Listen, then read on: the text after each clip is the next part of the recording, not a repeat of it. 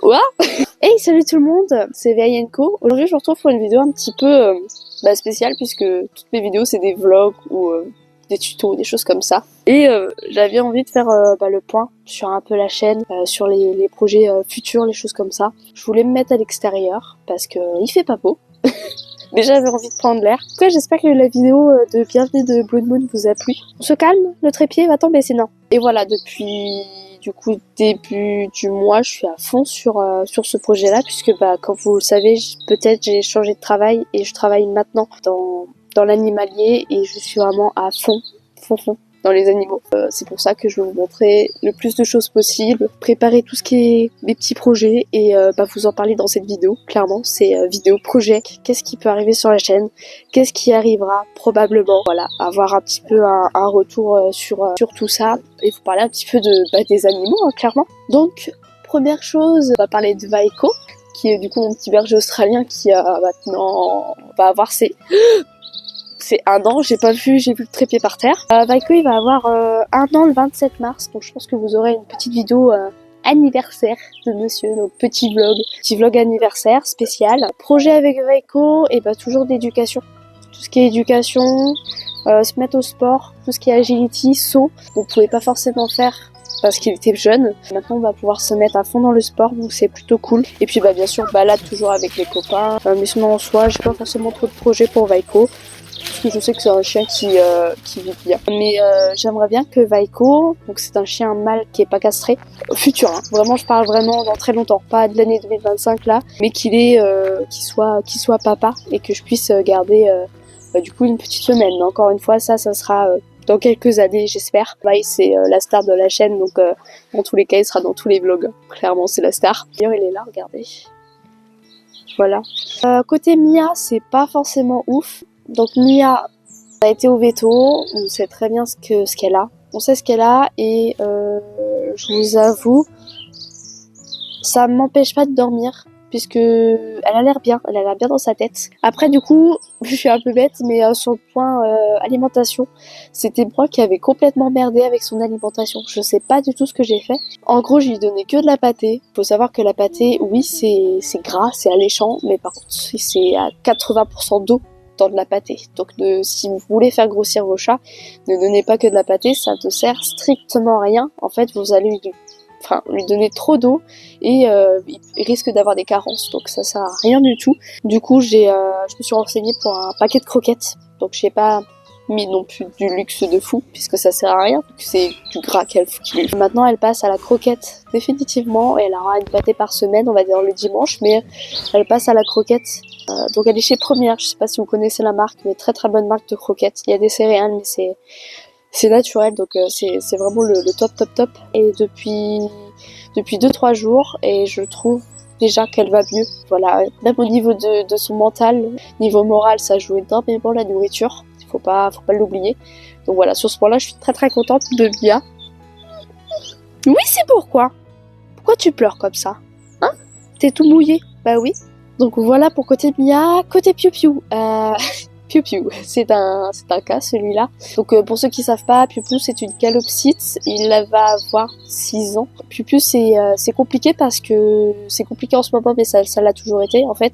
C'est qu'il a un hyper attachement avec ma maman et en fait il ne vit que pour elle clairement et c'est pas normal puisqu'un oiseau c'est grégaire déjà de base et moi quand je l'ai eu je le savais pas, je m'étais très très mal renseignée. Du coup Piu Piu ça va pas du tout parce qu'il a l'hyper attachement. Le dimanche matin quand tout le monde a envie de dormir et que lui c'est même pas il chante, le chant ça ne me dérange pas, mais qu'il crie ça devient un petit peu insupportable pour toute la famille, donc je vous avoue c'est un peu compliqué. Et moi quand je prends des animaux je les assume, donc clairement je pense que le meilleur pour lui ça va être de lui prendre une cage de ouf et bien sûr de lui trouver un copain ou une copine. Mais encore là je suis bloquée parce qu'en ce moment dans ma région c'est pas du tout la période des repros. Puis lui prendre une maxi cage, le mettre dans ma chambre, l'isoler bien sûr, et bien sûr lui prendre un copain ou une copine. Je vous avoue que calopsite, je serais pas fan de repartir sur la même espèce. En plus si je prends une femelle, j'ai pas envie de me retrouver avec des petits. Mais je me dis pourquoi pas se renseigner sur une nouvelle race qui peut cohabiter avec la calopsite. Après voilà, les mélanges interespèces, il faut vraiment faire attention. Bon là c'est des oiseaux, mais en soi il faut quand même faire attention. Je me suis renseignée, il n'y a pas de EAM forcément trop là où je suis, surtout au niveau des calopsites, et j'ai vu du coup un monsieur qui vendait des kakariki. Donc je vous avoue que je n'y connais rien. Kakariki, c'est une espèce d'oiseau que je ne connais pas. C'est pour ça que je veux me renseigner à mort en fait avant de me dire ok, je fais ça et après j'accueille un nouvel oiseau. C'est-à-dire qu'il y a toute une partie de transition parce que Piu Piu a toujours vécu tout seul dans un environnement qui est bruyant comme le salon. Et là déjà de le retrouver dans ma chambre qui est vraiment très calme, où il y a mon petit poisson qui est très très calme, c'est un environnement qui est calme. Moi qui chante, ça me dérange vraiment pas. C'est le fait de crier qui me dérange. Vraiment entendre crier un oiseau, c'est horrible. Ça prend les nerfs, c'est vraiment embêtant.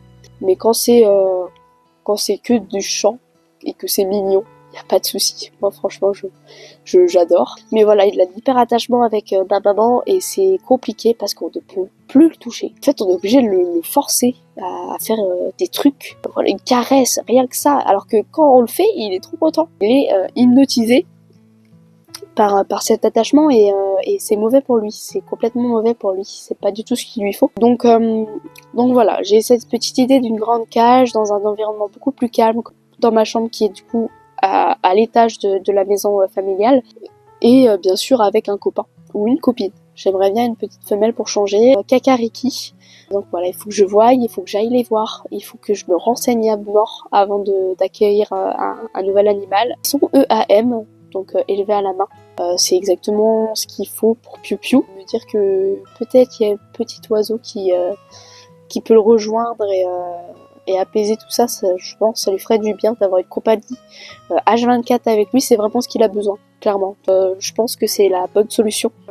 Les petits oiseaux, ils seront prêts mi-avril je crois, donc j'ai encore le temps de préparer tout ça, de me renseigner, d'aller voir les oiseaux de moi-même. Et du coup, niveau combattant, je me suis lancé le défi des combattants en ce moment. Je suis vraiment à fond dedans et puis je vois que ça vous plaît aussi également sur les réseaux et tout. J'ai pas mal d'aides, pas mal de commentaires de gens qui sont bienveillants. Projet bêta, du coup, on a Blood Moon qui est arrivé, qui est dans un 20 litres encore. Et je vais le passer en un 54 litres je crois. Que j'ai vu à Truffaut. C'est un beau bac avec bien sûr il aura plein de plantes, plein de choses comme ça pour lui. Histoire qu'il ait vraiment un environnement très stable et parfait pour son développement. Bon bêta qui est du coup un Red Galaxy et pas du tout un Koi. J'ai demandé à des professionnels et c'est ce qu'ils m'ont dit. C'est un Red Galaxy. Donc on partira sur de la repro de Red Galaxy, clairement.